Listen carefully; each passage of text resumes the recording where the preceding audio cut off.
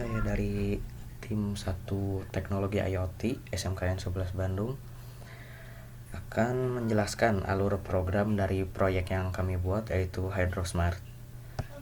Pertama ini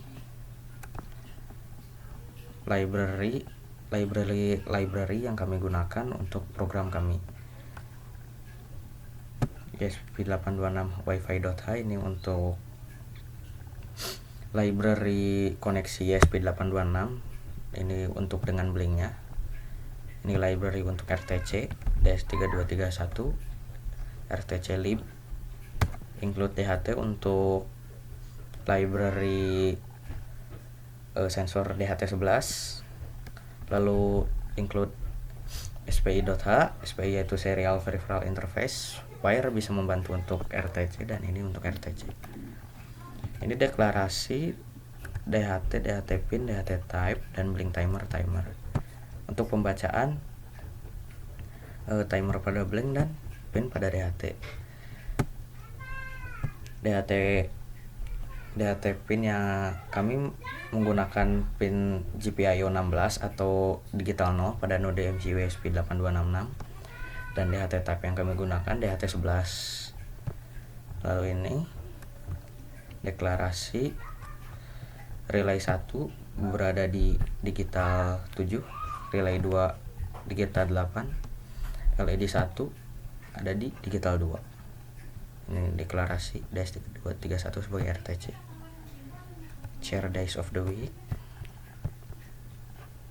untuk deklarasi hari pada RTC.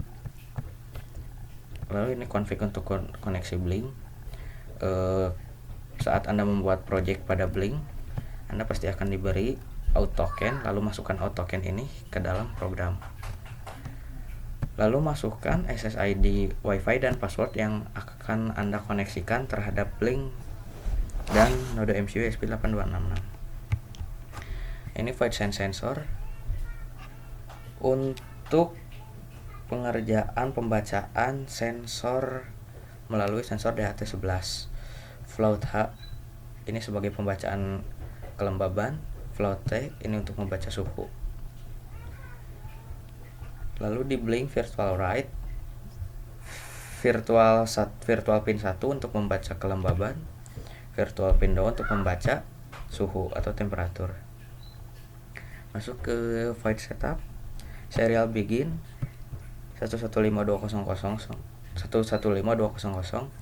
untuk baud rate pada node MCU ESP8266 bisa menggunakan ini atau yang 9600.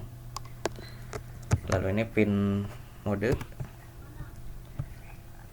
relay 1, relay 2, RTC begin untuk memulai pengerjaan RTC, lalu blink begin, DHT begin.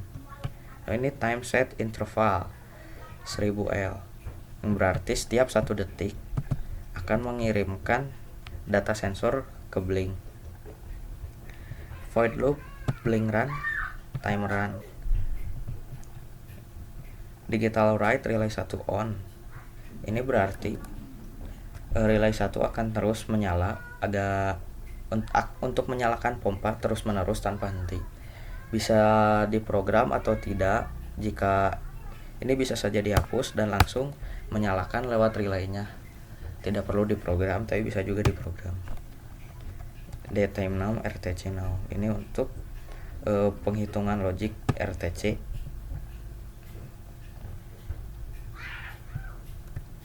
Integer jam, menit, detik. Lalu bisa dilihat pada waktu 6:45 relay 2 akan menyala. Lalu selama 5 detik, delay 5 detik, relay 2 mati.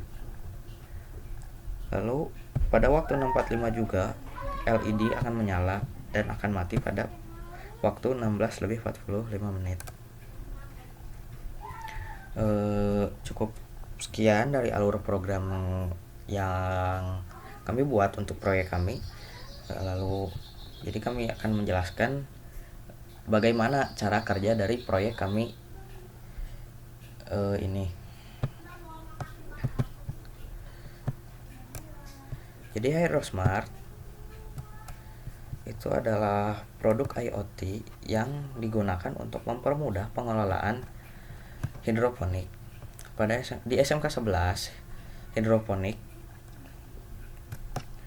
pernah diterapkan dengan menggunakan sistem NFT. Akan tetapi ada beberapa kekurangan yang membuat sekarang hidroponik di SMK 11 sudah tidak aktif lagi.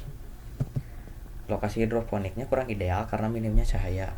Diperlukan usaha ekstra untuk merawat tanaman karena perubahan cuaca dan intensitas cahaya matahari akan mempengaruhi faktor keberhasilan panen.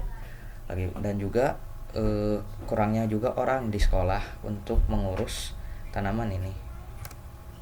Dengan menggunakan teknologi IoT, kekurangan di atas bisa diatasi. Contohnya produk kami Hydrosmart bisa mempermudah penanaman dan perawatan tanaman hidroponik dengan menggunakan media pipa.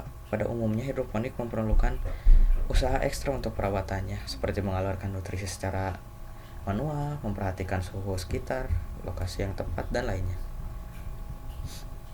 Nah, dengan menggunakan Hydrosmart, kita bisa merancang sistem hidroponik berbasis IoT agar lebih fleksibel dan efektif, mempermudah seseorang untuk bertanam hidroponik, memantau keadaan lingkungan sekitar hidroponik secara digital, yaitu kami menggunakan sensor suhu DHT11 untuk mengukur suhu dan kelembaban di lingkungan sekitar hidroponik. Lalu menjadikan pengaliran nutrisi manual menjadi otomatis. Kami menggunakan modul RTC DS3231 untuk mengatur timer kapan pengaliran nutrisi dialirkan dan berhenti. Juga kami menggunakan timer untuk menentukan kapan grow light LED menyala atau mati. Di rancangan ini kami menggunakan LED sebagai ganti grow light LED-nya karena ya ada kendala biaya.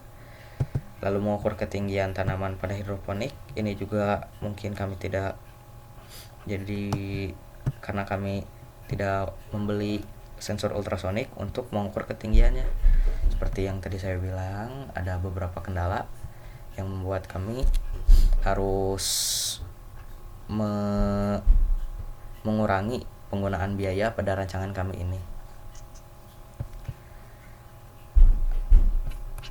Nah, alat-alat yang kami gunakan DHT11, modul RTC DS3231, node MCU-nya yang kami gunakan adalah ESP8266. Awalnya kami akan menggunakan PCB, tapi karena pengerjaan proyek kami terhambat oleh beberapa hal seperti adanya pandemi COVID-19, lalu PSBB, lalu kami terhenti sementara karena awalnya kami bingung dengan kendala biaya yang akan kami gunakan untuk membeli komponen. Jadi kami untuk uji coba hanya menggunakan breadboard atau proyek board, lalu adaptor untuk power supply, kabel jumper yang kami gunakan yaitu male to male dan female to male, lalu modul relay 2 channel. Untuk pompa grow light LED kami gunakan LED sebagai penggantinya. Lalu pompa air mini kami menggunakan 2 pompa air mini sebagai pengaliran nutrisi dan pengaliran air secara terus-menerus.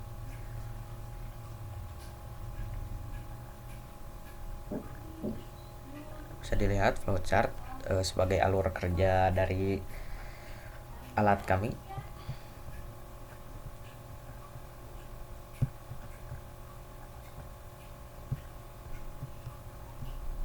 Connect wifi, lalu data dibaca oleh ESP8266. Pompa 1 menyala, air mengalir, looping secara terus-menerus. Lalu kita lihat waktu. Pada pukul 6.45, grow light LED menyala dan pompa 2 menyala, lalu air nutrisi mengalir. Looping. Ketika grow light LED menyala dan air nutrisi mengalir, mengirim notifikasi ke handphone. Lalu pada waktu 16.30, grow light LED mati dan mengirim notifikasi ke handphone. Lalu data yang dibaca oleh ESP8266 ada data suhu dan data ketinggian tanaman seharusnya, tapi karena kami tidak memiliki sensor ultrasoniknya, jadi mungkin yang ada hanya